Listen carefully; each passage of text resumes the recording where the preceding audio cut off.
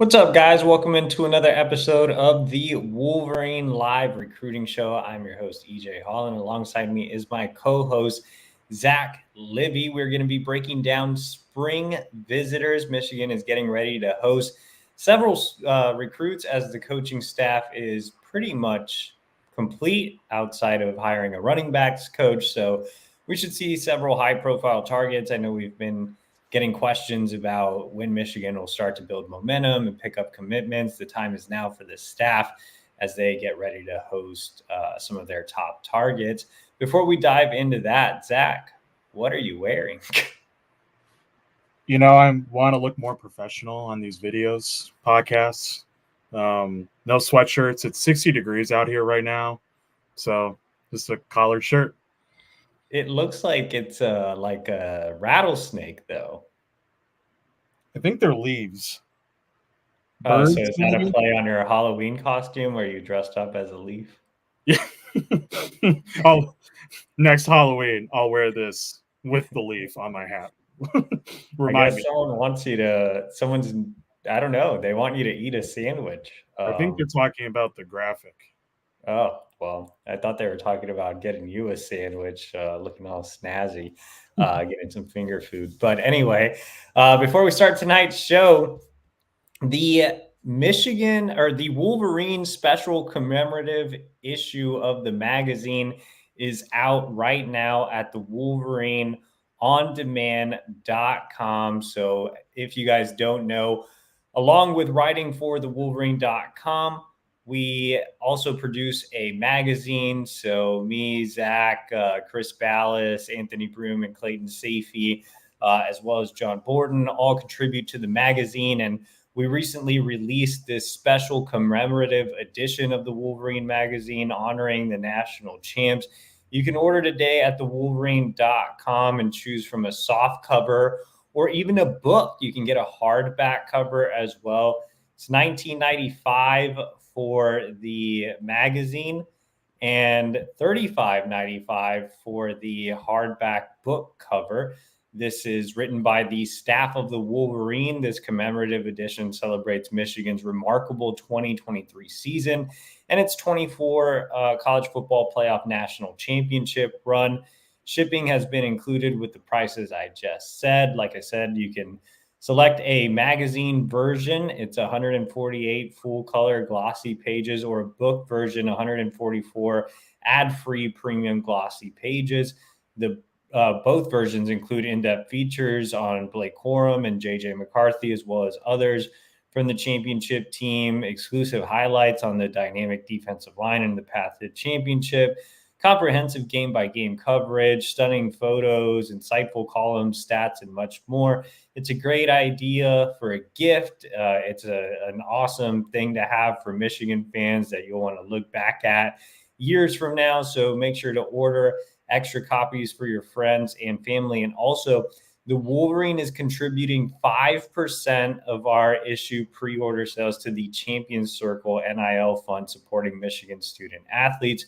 Head over to the Wolverine ondemand.com and get your commemorative championship edition of the Wolverine magazine today. Well, Marquise S says you are looking good despite the hat. Yeah, I mean, I feel like if you're going to dress up, you can't have the hat. You need to, just come out with your bald head, I guess. And then Mason Blue says he can't see you because it's like your camouflage. I'm saying it looks like he's like a snake or something. He's out there, I don't know. It looks like he's going to like disco night. He just froze. I think Libby got sad at all the comments making fun of him. So it looks like Zach is back, so he's unfrozen now. So maybe he can get like a full on tux with this, like a tie and the jacket. I don't know. I don't even know when the last time I wore a collared shirt was. Who knows? I have a blue 5 suit. years. I can wear that next Tuesday. Dude, I have not worn a suit since I was at least 19 years old. Like, I have not worn a suit in at least 10 to to 13 years. That's how long it's been since I've worn a suit. Anyway, not here so I don't blame you. Well, Zach can be the better dressed of the two of us, I guess. I'm just here in my On3 hoodie. And if you're not subscribed to the Wolverine.com and On3, you can head over today for more recruiting information, and also like this video and subscribe to our YouTube channel. All right, enough is enough. Let's get into the recruiting. I know it's been a little while, guys. I was on vacation in the Caribbean. Before that, I was traveling across the Northeast. So now we are fully back in action, and we're going to be breaking down spring visitors.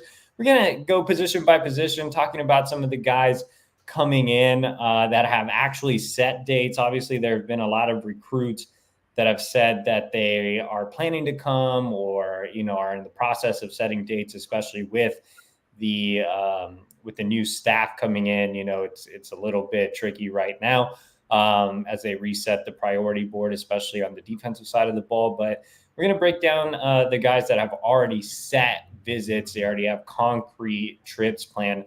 And we'll go ahead and just start off on offense. At quarterback, Carter Smith.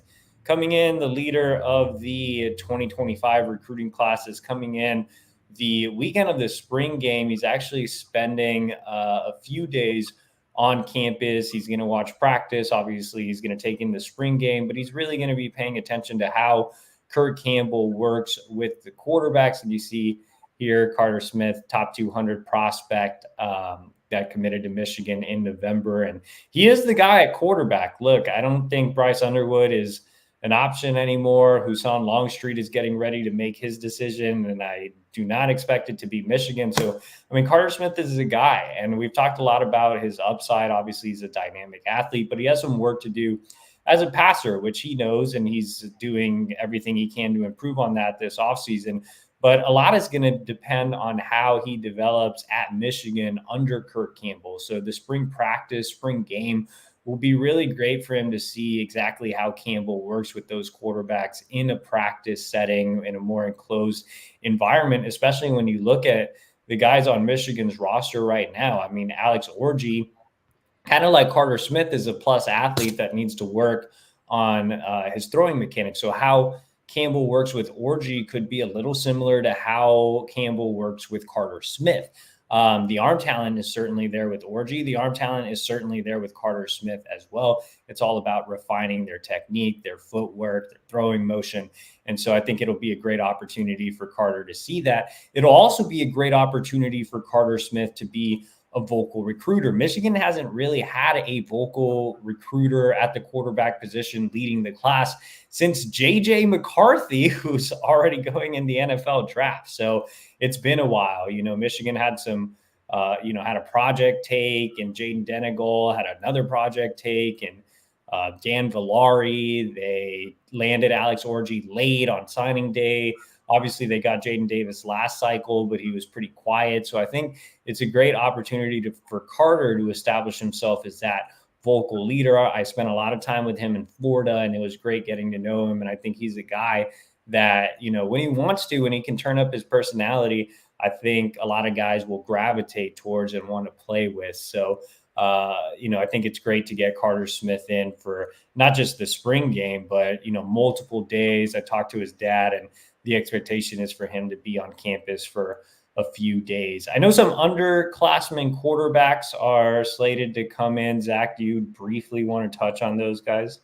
Yeah, there are a few. A couple of them have offers. I know 2026, Noah Grubbs out of your area in Lake Mary, Florida, is coming in. Third visit overall for him, where he visited for the barbecue at the Big House. Campbell offered soon afterwards, and then he went for the Ohio State game.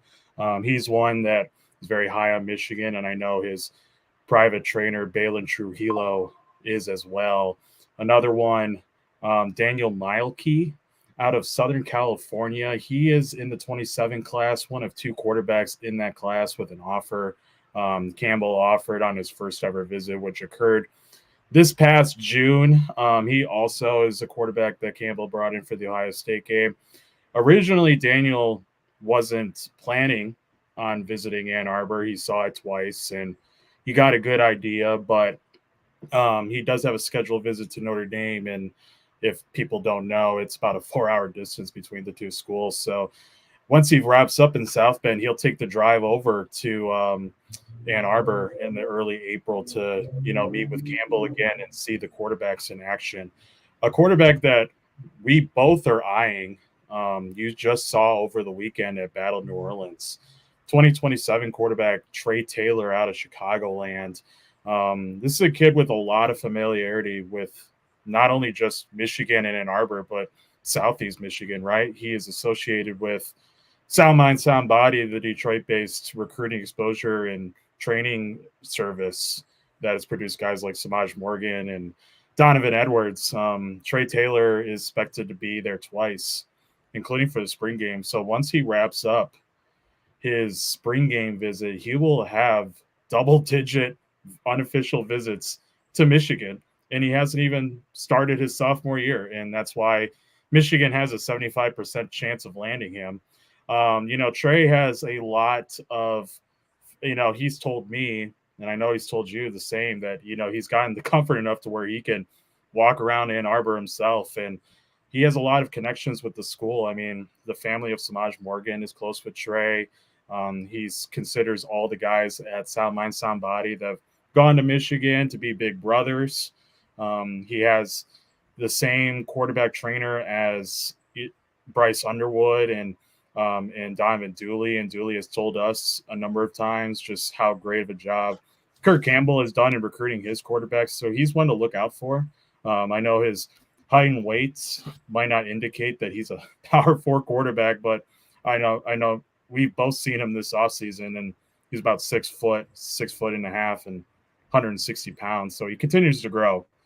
He's one that I'm continuing to look out for, and I think by the end of the year, I honestly wouldn't be shocked if he gets near that 20 mark. So, and then the final quarterback in the 26 class that's visiting that we know of is Nathan Bernhardt out of Ashland, Ohio. He's one that Kirk Campbell saw throw live in January during the contact period.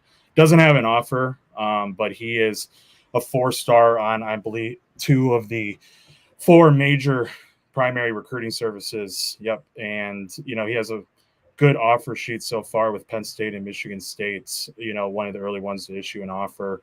He'll be one to watch practice for too. Campbell is, he has issued 9 quarterbacks in the 26 class. And I believe a kid like Bernhardt, I've seen him in person when he was at the Ohio State game, really tall kid, 6'6", and I believe that's right. So he's one to look out for in terms of walking away from his return visit with an offer. But overall, Campbell's working hard on the 26th class, and with Carter Smith in the way, he can concentrate on, pinpointing the sophomore signal callers who are showing deep interest. Definitely. So heading over to running back right now, there's no coach, obviously, with Mike Hart no longer on staff. But the good news is Iverson Howard is still set to come in this spring for the spring game. And I exchanged messages with Howard right after the Mike Hart news broke, and he told me that it's not going to change his interest in Michigan. He still loves the program. And Howard's been a guy that hasn't been shy about saying that Michigan is in the lead in his recruitment. He did have a good relationship with Hart, but he's very much looking forward to seeing who else Michigan brings in. And, the reason Michigan's so high on his list is obviously they run the ball a ton. And that's something that's really appealing to Howard. He's from the DMV and is actually close to Blake Corum, and had a chance to spend some time with him on his previous visit. So, yeah, I think Michigan's still in good shape here. The rankings kind of vary on Howard, but I got a chance to see him this fall and at the Under Armour camp last year as well, last spring. And, he's a guy that's kind of in the same mold as a Cole Cabano or Micah Kapana in terms of being an all-purpose back that can catch the ball out of the backfield. He has plenty of speed. His nickname's Rocket.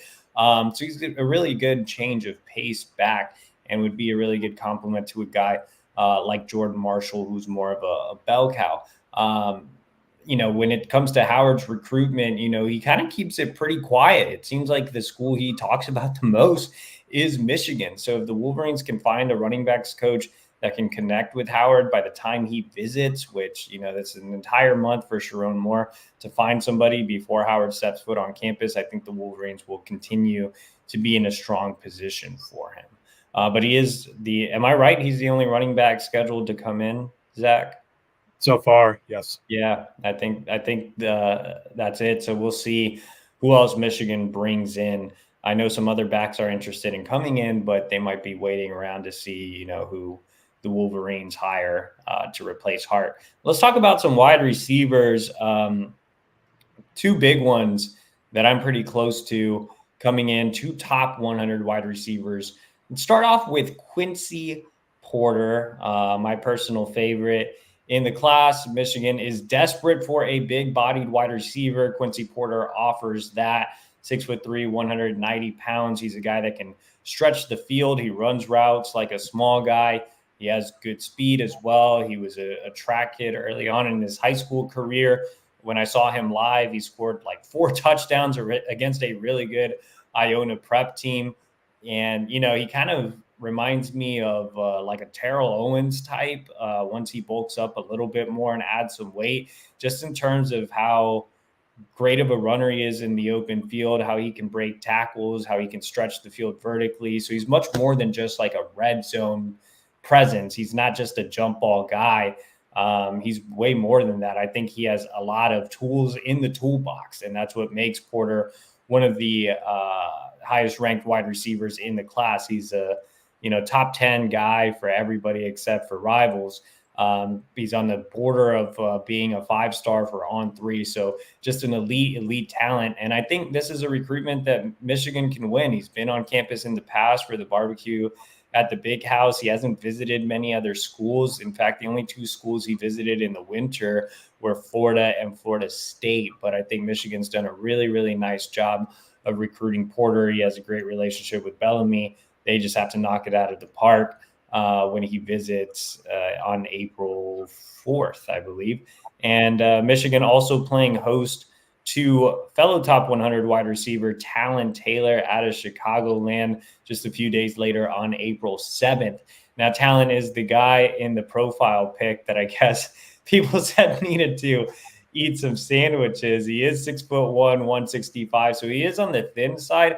But the good news is he has a lot of room to add weight. I mean, I think he'll easily add 20 pounds at the next level. He kind of reminds me of Roman Wilson. And when Roman Wilson came out as a recruit, he wasn't necessarily, a bulky guy. He was also really thin and eventually added some decent weight. But I think with Talon, he can be used exactly like Roman Wilson in the offense. That's something that's been talked about.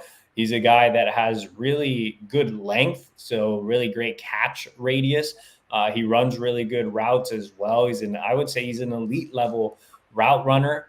He has great natural hands as well. And he's a really interesting athlete. He's a guy that sees some time in the secondary. He's a guy that returns kicks and punts as well. When I saw him live this past season, he was one of the better recruits that I saw offensively. And yeah, I mean, I think Talon Taylor checks a lot of boxes. He can play inside, outside. So, right now you see the On3 recruiting prediction machine, Michigan in 4th place, and, Georgia, Notre Dame, Wisconsin are some of the schools that have stood out to him early on. But I think Michigan's right in the thick of things, right up there in his recruitment. I had a chance to see him over the weekend at Battle New Orleans, and he had a lot of positive things to say about Michigan, and I'll have a full interview with him over at thewolverine.com. And that same day, actually, April 7th, Taz Williams is slated to come in. He's a 4-star wide receiver out of the great state of Texas. I also had a chance to spend some time with him this weekend while I was back home. And, Taz is exactly what Michigan usually looks for at wide receiver. He's in the same mold as a Samaj Morgan or an Imarion Stewart. He's more of a slot type that has a really thick build in both his upper and lower half. I would liken him a little bit more to Samaj Morgan because he is on that thick side. I think he can play in the backfield, and he's a guy that can return kicks and punts as well. He's listed at 6 foot. I would say that's a little bit generous, but he is, again, really a thick, compact build type of receiver that's explosive in the slot and can line up on the outside if you need him. His rankings vary, man. I mean, he's a 3-star on three, but a top 250 guy on 2 other services. I really like Taz Williams. I think he's developed a lot as a route runner. He actually works closely with Margin Hooks, who's a wide receiver trainer in the Dallas area that played with Ron Bellamy in the NFL. So I think the route running's coming along. He's, just kind of that. I guess he gets knocked for being a slot type, which, you saw Samaj Morgan get knocked for being a slot type as well. But I think Taz has some juice to him. And I think Michigan's right up there. They're not on the on-3 recruiting prediction machine top 4, but I think Michigan is right up there with Texas A&M. So I think this visit, Michigan has a chance to really move the needle. And the thing about Taz is he's not a true Texas guy. He's a move-in from Pennsylvania. He's actually from the same training program in Pennsylvania as Michigan signee Cole Sullivan. So that's another tie. So yeah, I mean, it's not like this is a kid that's a Texas guy all the way that's never been in the cold. I mean, grew up in Pennsylvania, grew up in Pittsburgh. So, I think Michigan has a really, really legitimate chance with Taz Williams. Zach, any other wide receivers you want to mention? There's one, Jamari Bryce out of Georgia. He's going to be making his first ever visit to Michigan in 10 days.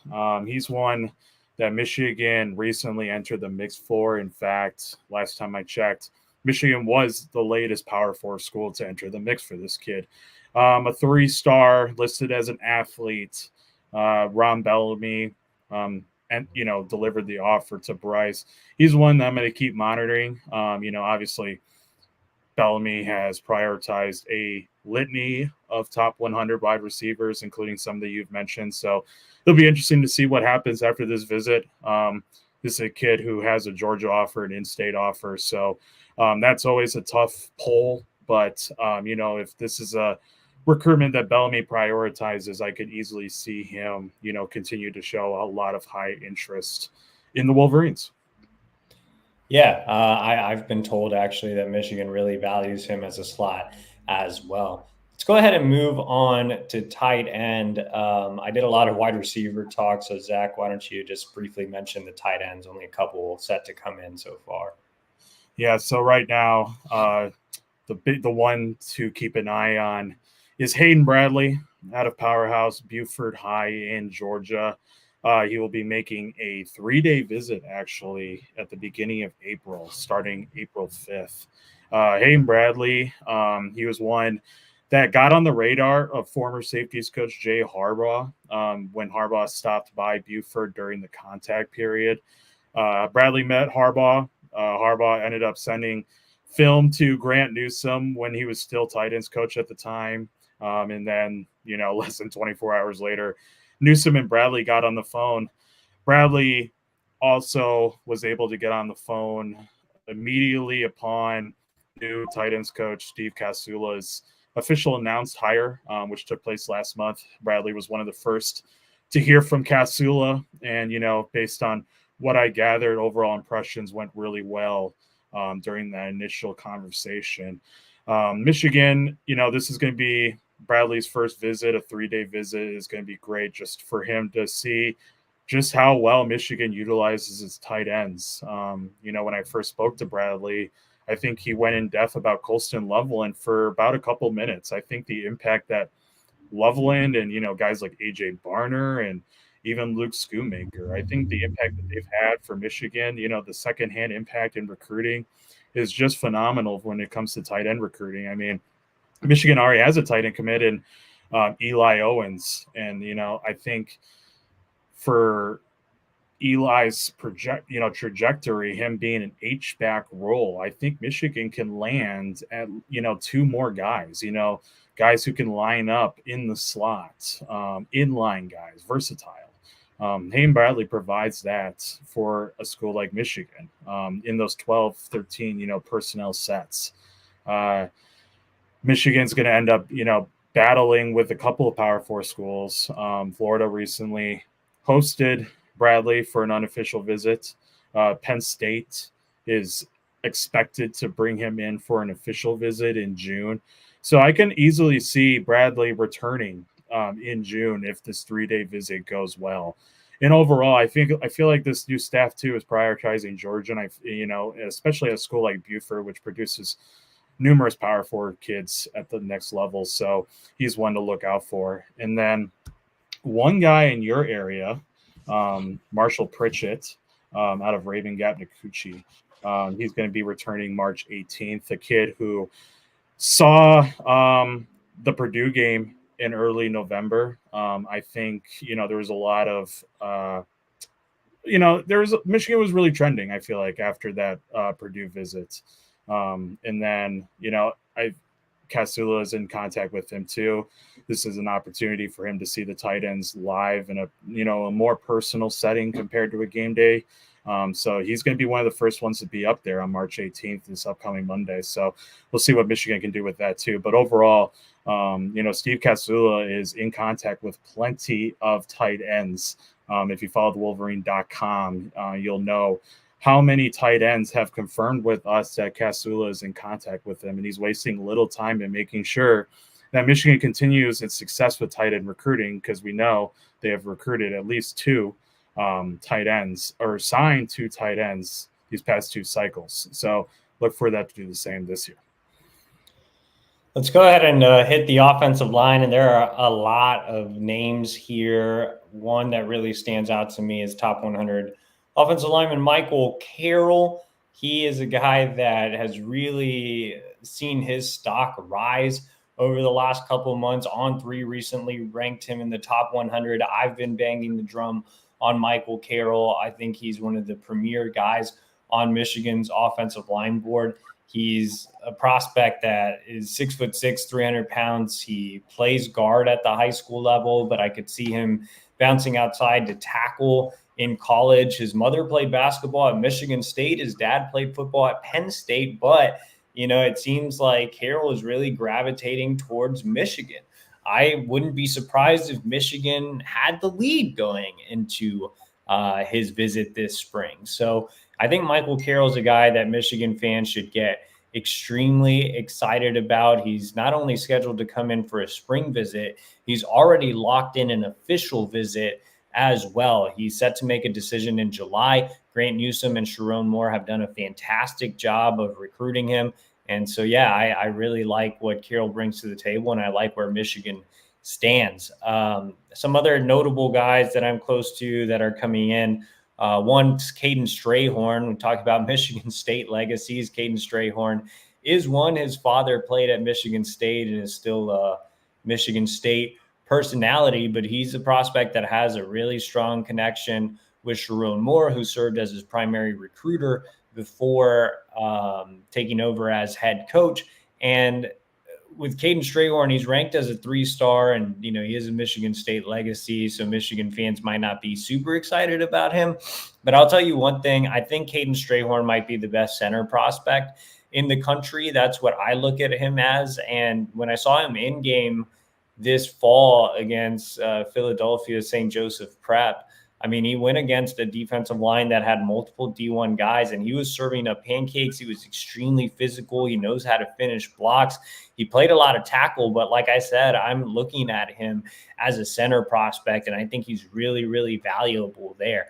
And I do think he's giving Michigan a legitimate chance. Well, whether his dad is or not, I guess remains to be seen. But, Strayhorn's visited on numerous occasions. He was on campus for the game against Ohio State, and with Sharon Moore taking over as head coach, I actually think that helps even more with Strayhorn. So we'll see how his visit goes this spring. Zach, why don't you take over some of the other offensive linemen? There is a lot of star power in my region that's coming on the offensive line. We got to start off with 5-star Andrew Babaloa out of Overland Park, Kansas, a suburb of Kansas City. He is I believe the number 14 overall player in the country, number 3 overall offensive tackle. The lone 5-star right now on the On3 industry ranking that is currently expected to be on campus this spring. That could change, but right now he is the lone one. I mean, Babaloa, he has seen a a skyrocket rise in his recruitment. When Michigan offered him, he was in the on 300, but now he is a top 20 prospect. Sherrone Moore offered in the fall. They immediately connected. He had plans, he had this plan or just a wish to visit Michigan. He was eyeing the Ohio State game. He was eyeing a visit in January, but now Michigan has him locked in for March 22nd. He, for a kid who lives in the eastern part of Kansas, he's originally not born there. In fact, he was born in Bloomfield Township in Metro Detroit, which is about 45 minutes north of Ann Arbor. But his residency in Overland Park has got him close with Michigan offensive lineman signee Andrew Sprague. They live I think their high schools are about 40 minutes and maybe an hour apart from each other. When Babalova first got offered, it was Sprague who was doing a lot of peer recruiting in terms of just letting Babalova know what to expect if he ever visited, getting to know more about Sherrone Moore before, seeing it for himself, just presenting why he signed with Michigan. Obviously, Joe Moore awards, being on a team that sent 6 offensive linemen to the NFL Combine this year. So, this is one that I feel like Michigan can really move the needle with. There's a couple other schools that are in contention: Oklahoma, Tennessee, Missouri, obviously, Kansas. The in-state schools are fighting for him, Texas A&M. But overall, as the commenter just posted, I feel like 5-star O lineman, that's, Michigan presents everything for a 5-star offensive lineman. So we'll see what they can drum up with him in terms of getting him back for an official visit after this spring practice. Another one that I am high on is Avery Gash, in-stater, 4-star, out of Birmingham Groves. This will be the first return that we see from Gash to Michigan since his 3 game day visits to Ann Arbor this past season. He was there at the Ohio State game and then saw Purdue and Indiana games. He's going to be there on March 22nd, but he's actually going back again with his family on April 7th. Just having that close proximity and obviously having close relationships with Sherrone Moore and Grant Newsome allows him to, just show up. There's an open invite for as many times as he wants to. Avery Gash, he did experience a little drop on the on-3 ranking. He is a 3-star. I don't agree with that. I have seen him live in game. He plays right tackle for his high school, but Michigan has shown a lot of interest in terms of his versatility. He could slide inside to guard or be a swing. I believe he could be an interior at the next level. 6'4", it says 270 pounds, but I believe he's in that 290 range. Really just, he's really improving a lot with his pass set, but as a run blocker, just a mauler, a bully, a kid who likes to plant people in the ground, someone who's, shares that smash style. And obviously, Michigan views him as the top offensive lineman on the board this cycle. He is a must-land to keep in Southeast Michigan.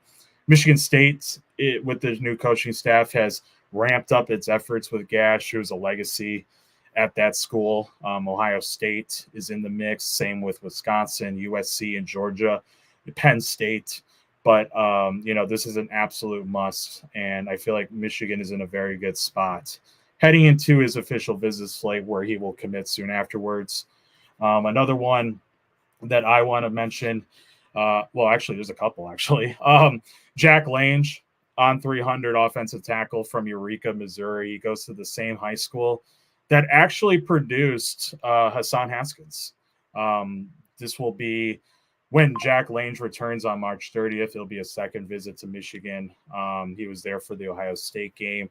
When we first spoke to Jack after that Ohio State game, top 5 status was immediately given to Michigan. And, that came true when Lange published a top 6 list with Michigan included last month. And then, immediately went towards scheduling that return for a practice. Lange, Same idea in terms of the other offensive linemen, having that relationship with Moore is huge, having that bond already with the head coach, having the understanding of, Missouri players, St. Louis area players going to Michigan, Hassan Haskins, obviously he's a legacy and a legend in his own right, but, Lange has kind of have that the inside look in terms of how he got developed at his own high school. There's the one thing about Lange, right, is that there's 2-on-3 predictions for him to choose Notre Dame. Notre Dame is really showing a deep interest in Lange, and I feel like it's being reciprocated.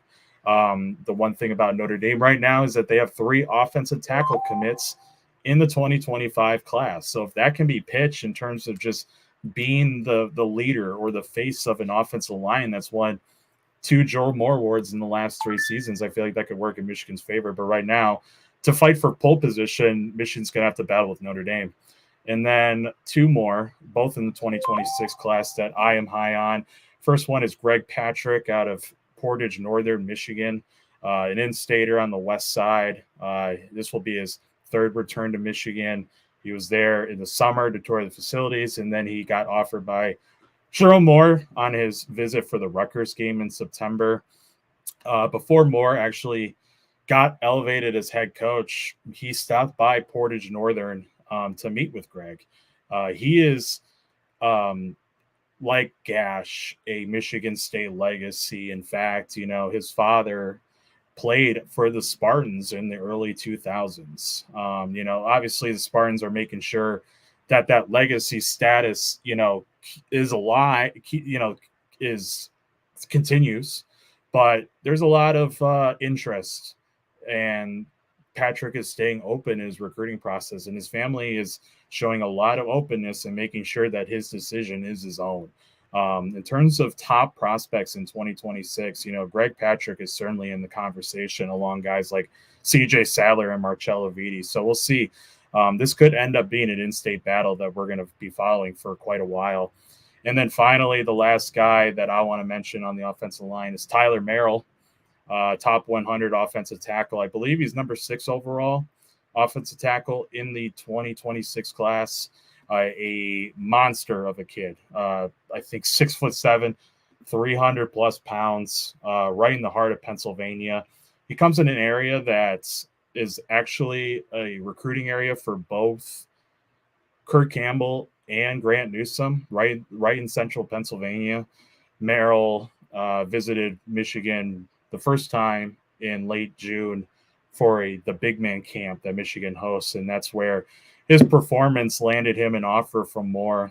Even though he didn't come back over the fall, he's expected to be there 7th alongside a couple of other top guys like Tyler Taylor and Avery Gash again. So he's one that I'm going to be looking out for. Obviously, Penn State is making sure he doesn't leave the state, but he has a family member. Don't quote me on this, but I believe he has a family member currently subscribed to the Wolverine.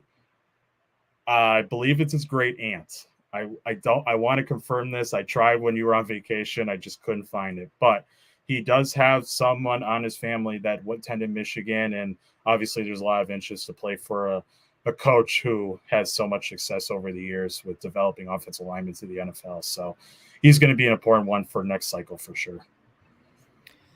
All right, we've gone way over time, so we're going to quickly, and Zach, I say quickly, we're going to quickly get through the defense. But before we do, I want to make sure to remind you guys to subscribe to the Wolverine.com today for just $1 for 1 month for even more Michigan recruiting intel. Like this video, subscribe to our YouTube channel, and also, since we're running low on time, if you want a question answered on tonight's show, make sure to leave a super chat. That money goes directly to our travel budget so we can continue to see Michigan's top recruits. Hit that little money sign, send us a super chat, and you can get your question answered on tonight's show. All right, like I said, we're going to breeze through the defense. Let's talk about some of the defensive line and edge guys coming in. Mostly guys that you're familiar with, Zach. So quickly, let's talk about the D-line and edge guys coming in. There's three actually. Jane Woods, another Kansas native on 300 pass rusher. He picked up his offer when Sherrell Moore stopped by his school. He is really resonating with the fact that Michigan produces top tier edge prospects, to the NFL, like Aiden Hutchinson, and he will be the first one actually on campus this Thursday. So he's going to be an intriguing one. The second one, Xavier Newsome, 3-star in-stater out of Detroit King, a kid who's been to Michigan already 5 times. He'll be there for the spring game. It'll be a 6th visit. Lives less than an hour, so proximity gives him opportunity to see everything that's available. Had a close relationship with the former staff. We'll see how the new staff prioritizes him, but I could easily see him in the class, and I believe you feel the same way. And then the final one that I am really high on, I've seen him once in game, Damian Shanklin out of Indianapolis, Warren Central, nearing the top 100 nationally on On3, just a stout pass rusher, really good versatility in terms of just lining up in a 2-point or a 3-point stance. Again, Michigan's foreign staff heavily prioritized him. The new staff with Greg Scruggs and Don Martindale, defensive coordinator, have been in contact, and he will be there on the 24th. Notre Dame has the lead right now. Ohio State is in the mix right now as well, too, but Michigan has an opportunity to vault itself following a really good visit in a few days. I think the only linebacker coming in is Luke Metz, correct? So far. Yes.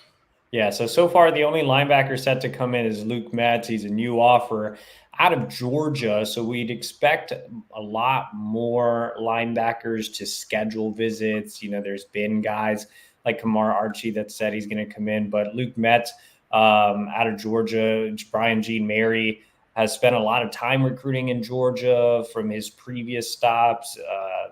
He's a guy that's very tied in to the Peach State. So Metz was one of the first guys he offered after being hired. You see Alabama's the heavy favorite, but Michigan will try to make a move when he makes it to Ann Arbor. And, with Brian Jean Mary barely getting officially announced on Friday, I think that's the reason why more linebackers haven't set visits. And you could say the same thing about Lamar Morgan, who was also just announced on Friday. Not a lot of DBs have set visits. One that is coming in that's a top 100 recruit that people should know is Jadon Blair out of North Carolina. He's a tall, rangy safety. He's really a guy that has shown increased interest in Michigan despite all of the staff changes. Lamar Morgan has already reached out to him. In fact, Blair has also set an official visit. So there's legitimate interest in Jadon Blair and from Jadon Blair's side as well. And I mean, he's ranked really high on On3, the number 2 safety and the number 43 overall prospect in the country. So I would expect Michigan to continue to raise its stock once he makes his visit here this spring. And another top 100 defensive back coming in is Mark Zachary, and we will end with him and let Zach take it away as he's been on top of the Zachary recruit. Yes, a kid I also saw over the fall. Really good coverage radius, fluid hips, able to change direction on a dime. I really like him. I know he needs some kind of garner more physical strength, get some weight on him, but he's one that the coaching staff is high on, former and current. He'll be there for the spring game. He's also set an official visit to Michigan. He's only been there once compared to other schools who are in the mix, especially Notre Dame, who has the lead. He's another one that Michigan's falling behind on for him. Notre Dame has prioritized the in-stater. But, if he had a close relationship with Steve Klingscale and Jesse Minter. So if Lamar Morgan is able to, have that continuity ensued, I feel like Mark Zachary can potentially be in this class. He's shown a lot of interest in the, overall secondary development, and then education is a big factor for him too, and Michigan provides that. So he's going to be one to look out for, but having that spring game will be his first opportunity to see Michigan in a live setting, because his first visit was actually on a weekday in October. So it will be a good chance for him to get close with the team and everything. Well, that about does it. We'll have a full visitors list, or we have a full visitors list and preview over at the Wolverine.com that we're consistently updating. We'll have a ton coming out of these visits. So make sure to head over to the Wolverine.com and subscribe for just $1 for 1 month. And also like this video and subscribe to our YouTube channel for free. I will be back tomorrow for our Q&A show, and Zach will join me again next week as we talk about some other things. So maybe we'll see an even weirder shirt next week.